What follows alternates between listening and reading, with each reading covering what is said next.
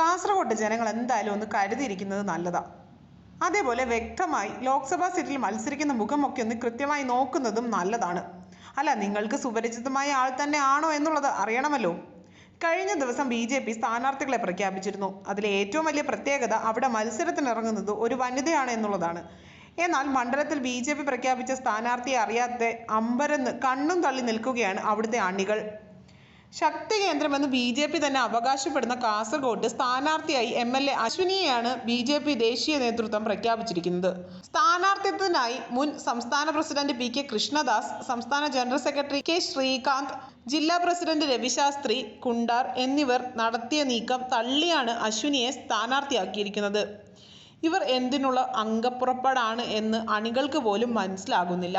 ബാംഗ്ലൂരുവിൽ ജനിച്ച ഇവർ വിവാഹിതയാണ്. മഞ്ചേശ്വരം ബോർക്കാട്ടി പാജ്വേയിൽ എത്തുന്നത് അധ്യാപികയായിരുന്നു. മഞ്ചേശ്വരം ബ്ലോക്ക് പഞ്ചായത്ത് ബോർക്കാട്ടി ഡിവിഷൻ അംഗവും കൂടിയാണ്.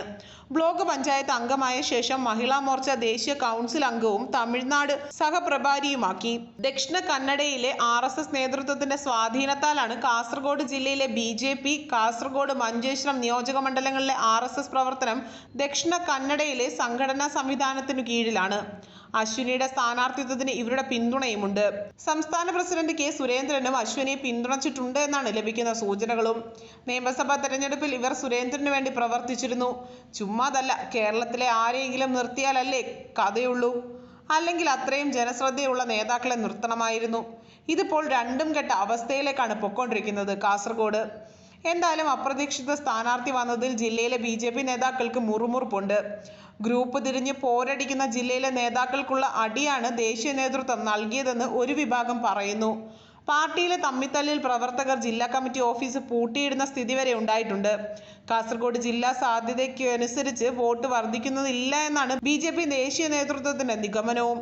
വോട്ട് ചോർച്ച ഉണ്ടാകുന്നു. പാർട്ടിയുടെ മുഴുവൻ വോട്ടും നേടാനാണ് പലതവണ മത്സരിച്ചവരെയും ഗ്രൂപ്പുകളിലെ നേതാക്കളെയും മാറ്റി നിർത്തി പുതുമുഖത്തെ പരീക്ഷിക്കുന്നതെന്നാണ് മുതിർന്ന നേതാക്കൾ പറയുന്നത്.